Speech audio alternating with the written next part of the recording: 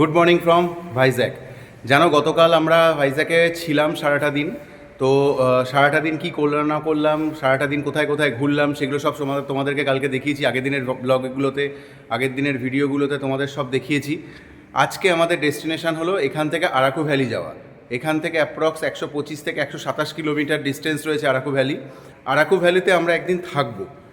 তার থেকেও বড় কথা হলো সেখানে পৌঁছানোর আগে ওখানে কি কি দেখা যায়, কি কি আছে, কি কি জিনিস রয়েছে, সমস্ত কিছু তোমাদের দেখাবো। তো তার জন্য কিন্তু অবশ্যই ভিডিওতে থাকতে হবে, পুরোটা দেখতে হবে, তাহলে কিন্তু কমপ্লিটলি তোমরা ভিডিওতে দেখতে পারবে যে আমাদের কি কি আমরা ভিজিট করছি এবং কি কি জিনিস তোমাদেরকে আমি দেখাতে পারছি। এদিকে আমাদের গাড়ি কিন্তু পুরো রেডি, মাসুদের গাড়িও রেডি হয়ে গেছে, আমার গাড়িও রেডি হয়ে গেছে। তো এবার আমাদের কিন্তু স্টার্ট করার পালা। ঘড়িতে এখন সময় সকাল 7টা। তো সকাল 7টায় আমরা কিন্তু স্টার্ট করছি ভাইজ্যাক থেকে আরাকুর উদ্দেশ্যে।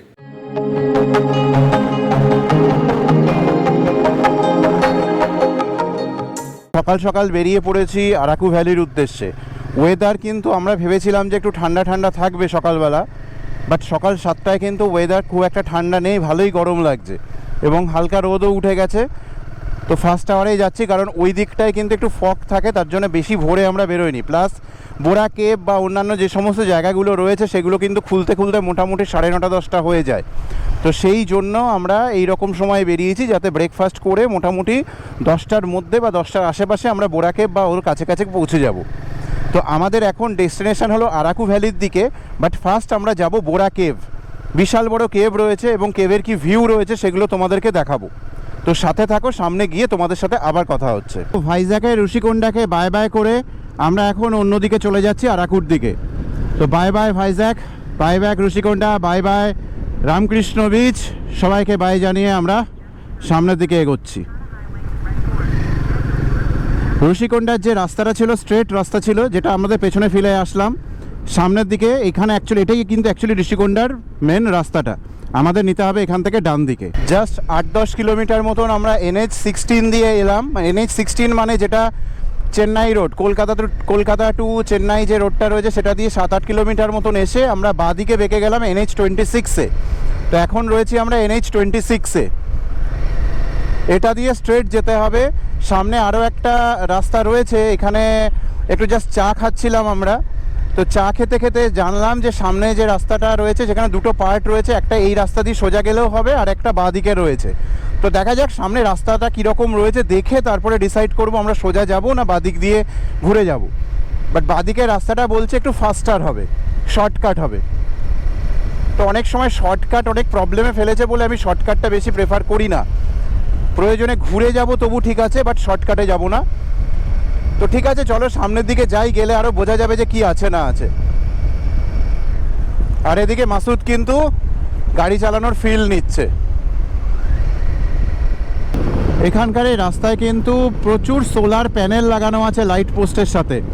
এই সোলার প্যানেলগুলো থেকে কিন্তু কারেন্ট সরবরাহ হচ্ছে রাতের বেলা। এই যে লাইট পোস্টগুলোতে যে লাইট লাগানো রয়েছে রাস্তা আলো করার জন্য, আলাদা করে ইলেকট্রিসিটি পুড়ছে না, এই সোলার প্যানেল থেকেই নিয়ে কিন্তু পুরো এরিয়াটা আলো হয়ে যাচ্ছে। তো এই রাস্তাটা কিন্তু সিঙ্গেল লেন রাস্তা। তো এখন তার মানে গাড়ির স্পিড অনেকটা কমে যাবে। এখন এই রকম সিঙ্গেল লেন রাস্তায় কতটা যেতে হবে জানি না। এখানে দেখাচ্ছে 15 কিলোমিটার পরে আমাদেরকে লেফট নিতে হবে। তো এক্সপেক্ট করবো 15 কিলোমিটারের পরে আমরা আবার কোনো হাইওয়ে হয়তো পাবো, মেবি, বাট সেটা 15 কিলোমিটার পরেই বুঝতে পারবো। এখন যা সিচুয়েশান, এখন আমাদের এরকম সিঙ্গেল লেন রাস্তাতে যেতে হবে এবং আস্তে আস্তে যেতে হবে, কারণ কনজাস্টেড জায়গা দিয়ে কিন্তু এই রাস্তাগুলো গেছে। সামনে কিন্তু একটা বড় পাহাড়ের রেঞ্জ দেখা যাচ্ছে, অনেকটাই বড়। দেখা যাক এখন পাহাড়ে উঠতে হয় নাকি পাহাড়ের পেছন দিক দিয়ে আমরা বেরোই, না পাহাড়ের পাশ দিয়ে বেরোই, সেটা সামনে গেলেই বোঝা যাবে।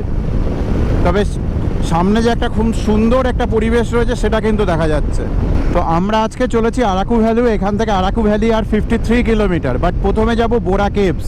বোরা কেভস এখান থেকে 29 কিলোমিটার। সেখানকার ভিউ দেখাবো তোমাদেরকে।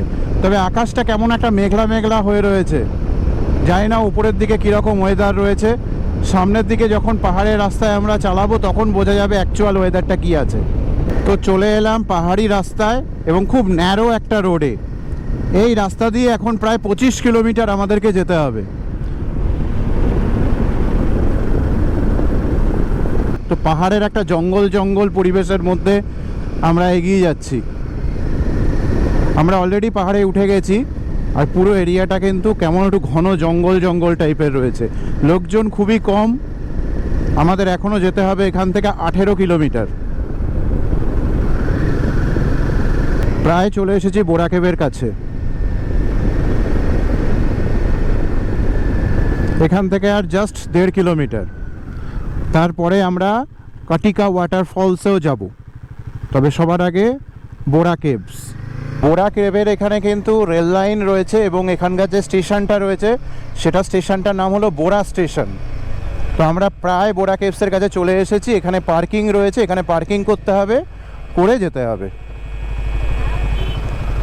তো এন্ট্রি নিচ্ছি বোরা কেভসে। বোরা কেভসের এখানে প্রচুর কিন্তু হনুমান রয়েছে। তো এই হনুমান থেকে কিন্তু সাবধানে থাকা দরকার, কারণ এরা কিন্তু প্যাকেট ট্যাকেট ধরে টানাটানি করছে প্রচুর প্রচুর। এই হলো এই গুহাটার এন্ট্রান্স, ভেতরে লাইটও জ্বলছে, আর এদিকটায় কিন্তু পুরো পাহাড় রয়েছে। পাহাড়ের মধ্যে কিন্তু এইখানে গুহাটা রয়েছে। আর একটু জুম করলে দেখি কীরকম আসে। এই দেখো, এতটা জুম করলাম, বিশাল বড় কিন্তু গুহা রয়েছে। লাইটও জ্বলছে এখানে। ভেতরে গিয়ে আরও দেখা যাবে কি আছে না আছে। এটা উপর থেকে তুলছি, ভেতরে যাই তারপরে দেখছি। গুহায় এন্ট্রি নেওয়ার পরে কিন্তু এরকম বাঁদিকে রয়েছে, এটা দিয়ে কিন্তু অনেক ভেতরে যাওয়া যায়, কিন্তু ওদিকে রাস্তা নেই। আর এদিকে কিন্তু একটা সিঁড়ি দিয়ে নিচে নামা গেছে, ওইদিকেও যাব। তবে তার আগে এই জায়গাটা দেখাই। এই জায়গাটা কিন্তু বিশাল বড় একটা এরিয়া রয়েছে, বিশাল বড়।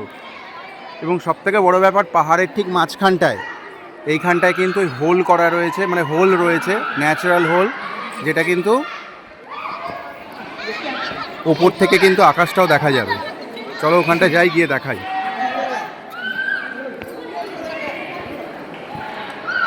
এখানকার ভিউটা এরকম। সবাই চিৎকার করছে যাতে ইকো হয় আওয়াজটা। এই যে ওপর থেকে কিন্তু এইরকম দেখা যাচ্ছে, আকাশও দেখা যাচ্ছে, উপরে জঙ্গল রয়েছে সেটাও দেখা যাচ্ছে। পুরো গুহা যেরকম নর্মাল ন্যাচারাল গুহা সেরকমই। আর ওই দিকটাও যাবো, দূরের দিকটায়। তবে তার আগে এই দিকটায় দেখো, আমরা এই দিক থেকে এন্ট্রি নিয়েছি। এন্ট্রি নিয়ে আমরা এখন পুরো ঘুরছি ভেতরটা। আমরা ঠিক ওদিক থেকে এন্ট্রি নিয়েছি, এন্ট্রি নিয়ে এই দিকটায় ঢুকলাম, আরও ভেতরে গুহার ভেতরটায় ঢুকলাম। এখানটায় কিন্তু দারুণ। এদিক দিয়ে নিচেও একটা রাস্তা রয়েছে এবং এদিক দিয়ে সিঁড়ি দিয়ে কিন্তু ওপরেও একটা যাওয়ার রাস্তা রয়েছে। আগে আমি নিচের দিকটায় যাই, তারপরে ওপরের দিকটায় কি আছে দেখাবো। এদিকটায় কি আছে দেখি। এখানে গুহার হাইটটা কিন্তু অনেকটাই ছোট, তাই এখানে কিন্তু সোজা হয়ে হেঁটে যাওয়া যাবে না, বেন্ড হয়ে নিচু হয়ে যেতে হচ্ছে। বাপরে বাপ।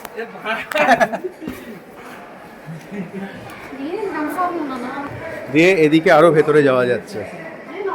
ভেতরে যে কতটা রয়েছে তার কোনো ঠিক ঠিকানা নেই, হাঁটছি তো হেঁটেই যাচ্ছি।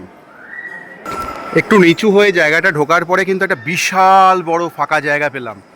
ওপরে পুরো পাথর রয়েছে, সাইডে পুরো পাথর, মানে পুরো পাথরে ঘেরা গুহাটার মধ্যে বিশাল বড় গুহার এরিয়ার মধ্যে ঢুকে গেছি। এরিয়াটা বিশাল বড়, তবে লাইট জ্বলছে এখানে, তার জন্য মানে একটা আলো আধারি ব্যাপার, কিন্তু একটা মায়াবী পরিবেশ কিন্তু এখানটায় তৈরি হয়েছে। আর প্রচণ্ডভাবে চামচিকে ডাকছে, তো তারও আওয়াজ হয়তো তোমরা শুনতে পাচ্ছ। এখানটায় দেখো, মনে হচ্ছে যেন বরফের চাই ঝুলছে, কীরকমভাবে হ্যাঙ্গিং হয়ে রয়েছে। ভেতরটা কিন্তু বিশাল বড়, বিশাল বড় এরিয়া। যত যাচ্ছি তত যেন গভীরে ঢুকে যাচ্ছি পুরো।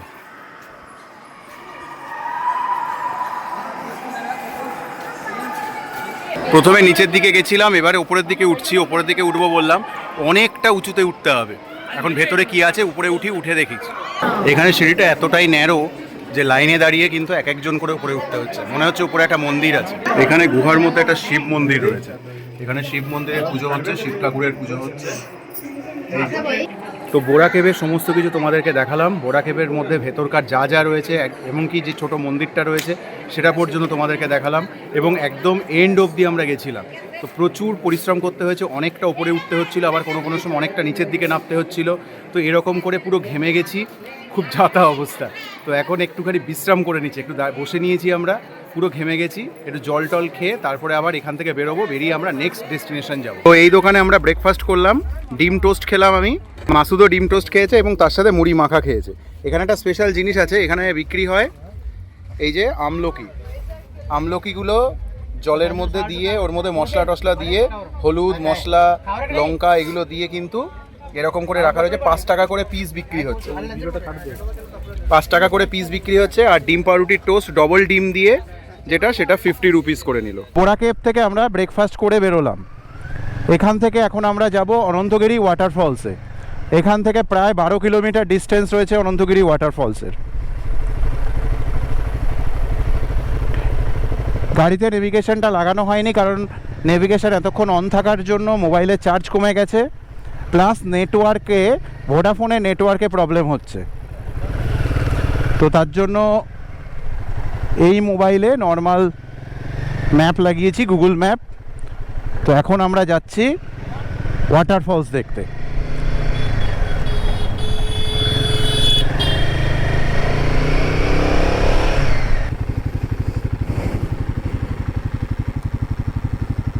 এখানে একটা দারুণ ভিউ লাগছে। উফ, পাহাড়ের রেঞ্জটা দেখেছো? বিশাল এরিয়া জুড়ে পাহাড়ের রেঞ্জটা রয়েছে, আর আমরা এদিকে সোজা যাচ্ছি। ডান দিকে সোজা, মানে সোজা রাস্তাটা চলে যাচ্ছে আরাকুর দিকে, আর আমরা এখন যাব বাঁ দিকে অনন্তগিরি ওয়াটারফলস দেখতে। বাঁ দিকে টার্ন নিয়ে নিলাম একটু ভেতরে, সামান্য একটুখানি 1.5 কিলোমিটার মতন আমাদেরকে ভেতরে যেতে হবে ওয়াটারফলসের জন্য। ভেতরের রাস্তা রয়েছে, এই ভেতরের রাস্তা দিয়ে যাব এখন ওয়াটারফলসটা দেখতে।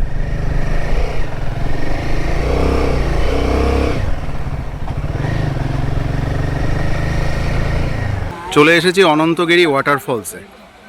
এই সেই ওয়াটারফলস, একটু জুম করে দেখাই। এই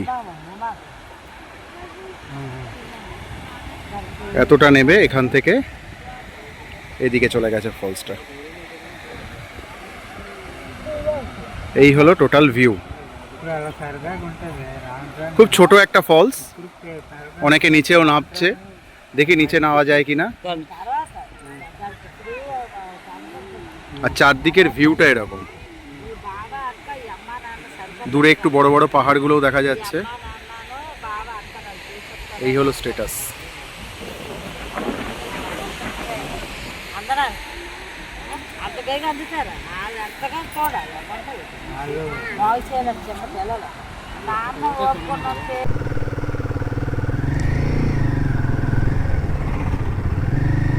এবারে আমরা যাচ্ছি আমাদের নেক্সট ডেস্টিনেশনে। নেক্সট ডেস্টিনেশন কি হবে সেটা ডিপেন্ড করবে মেন রোডে ওঠার পরে। এরপর আমাদের নেক্সট ডেস্টিনেশন হলো কাটিকি ওয়াটারফলস, যেটা এই আগের ওয়াটারফলস থেকে 20 কিলোমিটার দূরে। 13 কিলোমিটার মতন আমাদের আরাকুর দিকের রাস্তায় যেতে হবে, তারপরে ভেতরে 6-7 কিলোমিটার যেতে হবে। এই হলো টোটাল সিনারিও। তো সামনের দিকে এখন 13 কিলোমিটার আমরা আরাকুর দিকে এগিয়ে যাই, তারপরে ওয়াটারফলসের রাস্তায় ঢুকবো। ইন দ্য মেন টাইম এদিকে ভিউটা দেখো, পাহাড়ের ঘেরা কিন্তু সুন্দর একটা শহর, খুব ভালো লাগছে কিন্তু এই জায়গাটা।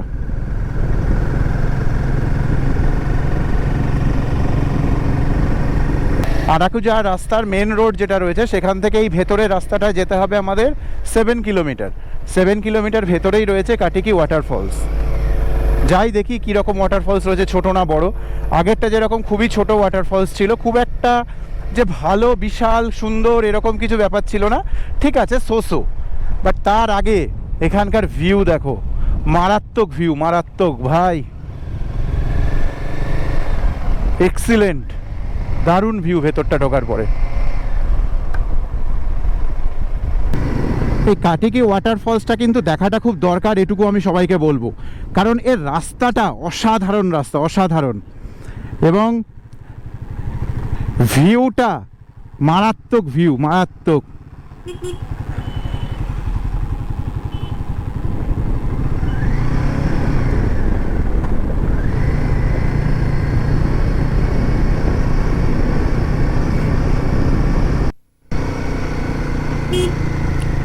ভিউ, দারুণ ভিউ, দারুণ ভিউ, দারুণ ভিউ, অসাধারণ ভিউ। আচ্ছা, এখানে কিন্তু রাস্তা খারাপ আছে, হ্যাঁ, রাউন্ডে ওঠার সময় স্লিপারই আছে।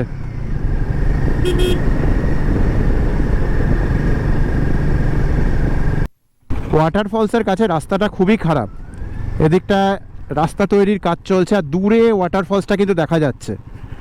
আর 1 কিলোমিটার মতন বাকি রয়েছে, এখানে রাস্তার কাজ হচ্ছে বলে এইরকম অবস্থা, খুবই খারাপ অবস্থা।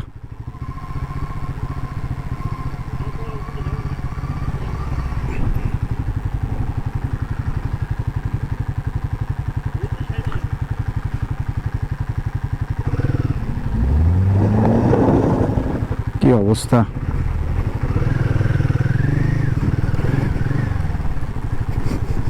মানে গাড়ি তুলতে পারছিলেন না।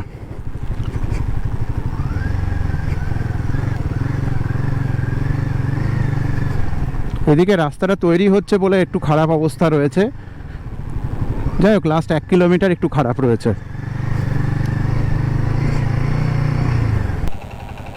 তো এই হলো টোটাল ওয়াটারফলসটা, সরু ওয়াটারফলস বাট অনেকটা লম্বা, অনেক ওপর থেকে কিন্তু পড়ছে। এটা উপরে ওঠাও যায়, এখানটা সিঁড়িও আছে, বাট অনেকটা সিঁড়ি দিয়ে উঠতে হবে বলে আর উঠলাম না, আর ইচ্ছা করছে না যে সিঁড়ি দিয়ে অতটা উঁচুতে উঠি। বাট এক কথায় কিন্তু দারুণ লাগছে, আর চারপাশের ভিউটাও খুব সুন্দর। একদম ওয়াটারফলসের কাছে রাস্তাটা একটু খারাপ রয়েছে, বাট ঠিক আছে, একটুখানি খারাপ অ্যাডজাস্ট করে নেওয়া যায়। খুব সুন্দর, খুব সুন্দর। এখানে ওই মুরগি টুরগি কেটে কিন্তু ওই বাম্বু চিকেন যেটা বানাচ্ছে, মুরগি এখানেই কাটছে এবং এখানেই কিন্তু সেই চিকেনটা বানাচ্ছে। কাটিকে ওয়াটারফলস থেকে বেরোনোর পরে ভিউটা দেখো, পুরো পাহাড়ের রেঞ্জটা দেখো, উফ দারুণ দারুণ। এবার আমাদের নেক্সট ডেস্টিনেশন হলো আরাকু ভ্যালি। অলরেডি ঘড়ির কাঁটা 2টো হয়ে গেছে, তো এখান থেকে এবার আর অন্য কোনো দেখার জায়গা নেই। এবার আরাকু ভ্যালিতে আমরা একটা হোটেলের সাথে কথা বলে রেখেছি, তো সেখানেই যাব। এখানটায় কিন্তু নেটওয়ার্ক একটু সমস্যায় রয়েছে, সমস্ত নেটওয়ার্ক কিন্তু এখানে আসে না। এয়ারটেল এখানে নেই, ভোডাফোন নেই, জিও একটু একটু কাজ করছে, বাট খুব খুব স্লো। তো যাই হোক, সামনের দিকে নেটওয়ার্ক ঠিকঠাক হয়ে যাবে মেন রোডের কাছাকাছি। আর যেহেতু ভেতরের রাস্তা, তাই নেটওয়ার্ক অতটা দরকার নেই। তো এখন আমাদের নেক্সট ডেস্টিনেশন হলো আরাকু ভ্যালি। তবে তার আগে যে ভিউটা দেখালাম, ভিউয়ের মজাটা নাও।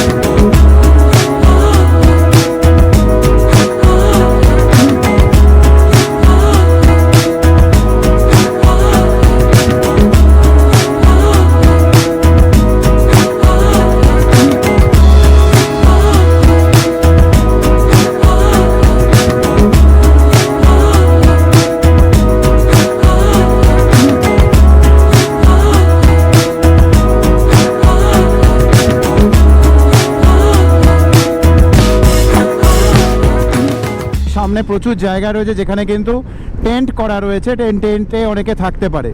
আর পুরো এটা হলো ভ্যালি, চারদিকটা পাহাড় দিয়ে ঘেরা, আর মাঝখানটায় সমতল, সমতল ঠিক না, মানে পাহাড়ের ঢাল। আরাকু ভ্যালির এখানে কিন্তু ট্রেন লাইনও রয়েছে, আর একদম ট্রেন লাইনের পাশ দিয়ে রাস্তা, এখানে কিন্তু মালগাড়িগুলো যাচ্ছে। বিকেল 4:30টার সময় আমরা লাঞ্চ করতে বসেছি। বসতে না বসতেই মাসুদ কিন্তু অলরেডি খাওয়া শুরু করে দিয়েছে। কেমন হয়েছে খাবার টেস্ট? ঠিকঠাক? সময় যেটা হবে সেটা ভালো। আসলে কিন্তু খুব খিদে পেয়ে গেছে, তাই মাসুদ অলরেডি খাওয়া শুরু করে দিয়েছে। তো আমিও এবার তাড়াতাড়ি খেয়ে নিই, তার জন্য বেশিক্ষণ আর ভিডিও বানাচ্ছি না। ঠিক আছে, নেক্সট কি আছে না আছে তোমাদেরকে দেখাবো। আরাকুর স্পেশাল হলো বাম্বু চিকেন। তো এই বাম্বু চিকেন এবং বাম্বু বিরিয়ানি এগুলো সবই এখানে পাওয়া যায়। তো এই যে এখানে বাম্বু চিকেন হচ্ছে, আমরা এখানে 1/2 কেজি বাম্বু চিকেন নিচ্ছি 300 টাকা দিয়ে। হাফ কেজি এই যে ছোট এই বাঁশটা পুড়িয়েছে এবং ওখান থেকে দিদি বার করছেন। তো এই বাম্বু চিকেন আমরা পার্সেল করে হোটেলে নিয়ে যাব। আরাকু ভ্যালিতে আমরা রয়েছি আলুরি রিসর্টে। এর সেকেন্ড ফ্লোরে রুম নাম্বার 307-এ আমরা রয়েছি। রুমটা ঢুকলে জাস্ট এরকম প্রচুর আলো, যেহেতু সেকেন্ড ফ্লোরে রয়েছে প্রচুর আলো। এই জায়গাটা একটা ওয়ার্ড্রপ রয়েছে যেখানে আমরা সবাই আপাতত হেলমেট এবং জ্যাকেটগুলো রাখছি। এখানে বসার চেয়ার রয়েছে, এখানে ব্যাগ রাখার একটা জায়গা রয়েছে। ডাবল বেডরুম, খুবই পরিষ্কার। বেড সাইড টেবিল রয়েছে এখানে, টিভি, এখানে ফোন রাখা আছে আর একটা বেড সাইড টেবিল দিয়ে। আর সব থেকে ইন্টারেস্টিং জিনিস হলো এই পাশের ভিউ কি লাগছে দেখো। জানলাটা যদি খুলি, জাস্ট বাইরে থেকে ভিউটা দেখো। এই হলো পুরো আরাকু ভ্যালি, পুরো ভ্যালির ভিউটা রয়েছে। আমি যদি একটু জুম করি, দেখো